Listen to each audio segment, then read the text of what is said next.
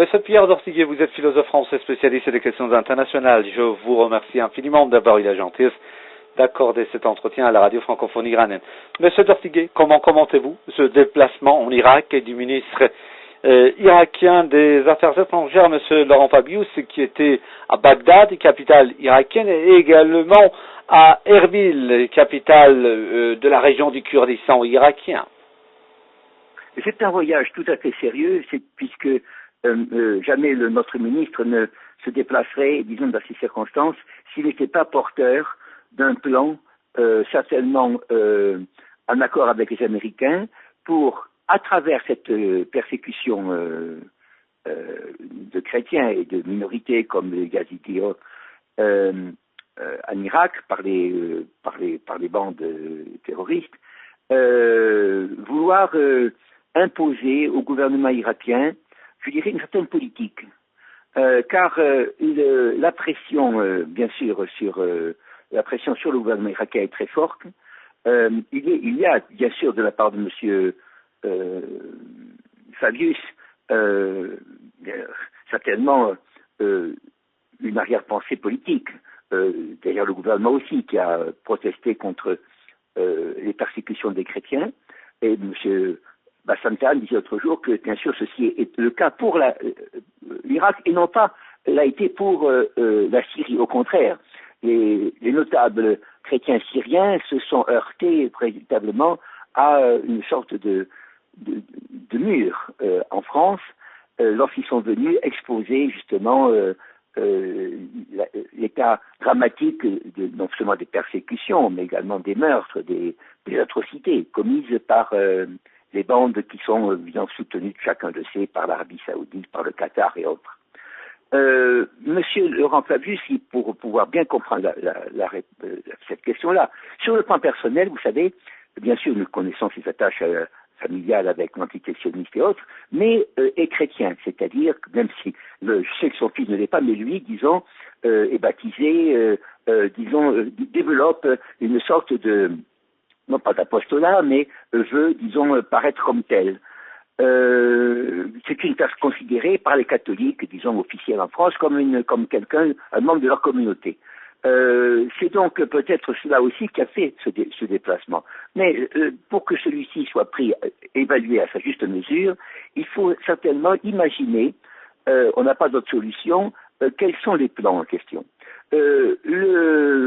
L'invasion de Daesh, de ce mouvement, disons, qui maintenant devient un califat, a voulu ébranler et diviser la nation irakienne. Il est fort possible que M. Laurent Fabius soit porteur d'un plan, je ne dis pas d'unité irakienne, mais de proposer une préservation de l'unité irakienne à des conditions données. Ces conditions sont bien sûr connues. D'abord, lâcher, car c'est toujours cela le point essentiel, lâcher le lien, disons le soutien de l'Irak à la Syrie et éloigner l'Irak de l'Iran. Ceci, à notre avis, fait, disons, tout l'intérêt et toute la gravité, si je puis dire, de ce déplacement. C'est un déplacement qui, à notre avis, répond à une stratégie et certainement à la mise en place, redisons-le, d'un plan, d'un projet politique sur l'Irak. Car nous ne croyons pas du tout à... Monsieur Dortiguier, un plan, parce que là, vous soulevez un point très très important. Vous dites que voilà, cette visite correspond à la mise en œuvre d'une stratégie Oui. Qui vise en fait à réaliser un plan politique. De quel plan politique vous parlez, monsieur Dortiguier, d'autant plus que vous dites que là, il s'agit d'un plan politique sur l'Irak. Oui, ce plan politique est naturellement commun aux Américains et, disons, à leur bras local, à leur prolongement local, antisécessionniste. Car le point, disons, entre tous ces événements, entre tous ces malheurs, ces atrocités, ces batailles, quel est le point essentiel? Quel est, disons, l'objectif premier? Il y a toujours, disons, un point principal. L'objectif premier est de faire tomber le gouvernement syrien et, disons, d'éliminer Damas. Car en éliminant Damas, entre guillemets, la question palestinienne serait résolue pour les Israéliens.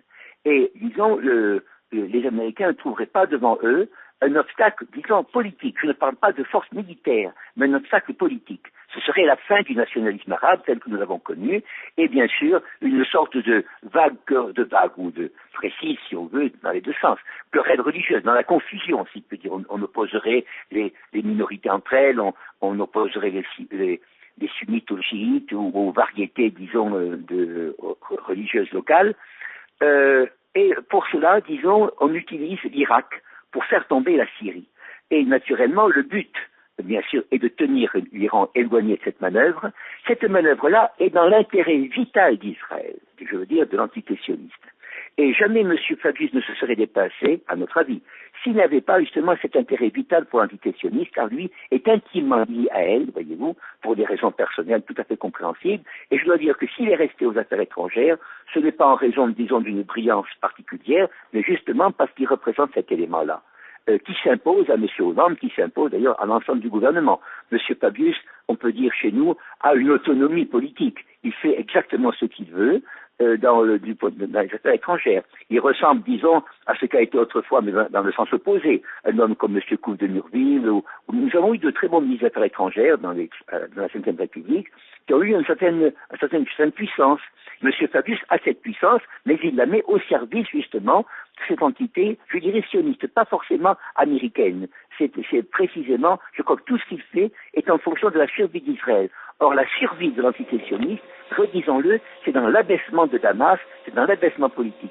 Ce qu'ils n'ont pas pu obtenir sur le terrain même, vous voyez, ils peuvent obtenir par un jeu sur l'Irak. C'est-à-dire... D'autant plus que M. Dortigué, Laurent Fabius, vous vous en souvenez, il avait en fait dit en dehors de toute norme diplomatique et de tout langage diplomatique, voilà, Bachar al-Assad ne méritait pas de vivre sur terre. Alors vous voulez dire, M. Dortigué, que là aussi il s'agit d'une stratégie souhaitée ou bien plutôt prévue par Laurent Fabius, une stratégie qui met tout dans le collimateur, si vous voulez, de la Syrie, très particulièrement le président syrien. Oui, parfaitement. Je dois dire que c'est je ne dois pas dire mon impression, je n'ose pas donner des impressions, mais certainement le résultat disons, permettez-moi de vous le dire ouvertement, puisque nous connaissons longtemps, d'un certain principe, c'est-à-dire de chercher, disons, toujours le point essentiel d'une situation. Je remarque que ce qui se passe en Irak vise la Syrie, et que jamais on n'aurait constitué ce califat, disons, ce califat islamique, disons, si justement il s'agissait de faire tomber Damas. C'est Damas qui visait plus que Bagdad, vous voyez, parce que, disons, Bagdad a toujours eu une attitude correcte, très correcte envers la Syrie. Je dois dire que notre régime local, que l'on dit être un régime occidental, a aussi une attitude correcte avec Bagdad. Je ne dis pas la Syrie, avec Bagdad et avec l'Iran. C'est le royaume de Jordanie. Il n'est pas incertain, il n'est pas sûr, il n'est pas impossible, pardon, que le royaume de Jordanie ne subisse également les effets de on appelle ça le remodelage du Proche-Orient, de cette politique anti-syrienne, vous voyez. Je crois qu'en tout cas que l'intérêt manifesté par M. Fabius sur l'Irak n'est pas un intérêt, disons, confessionnel de soutien aux chrétiens. Ceci est un paravent. Car si on avait voulu soutenir les chrétiens d'Irak, on aurait soutenu les chrétiens de Syrie.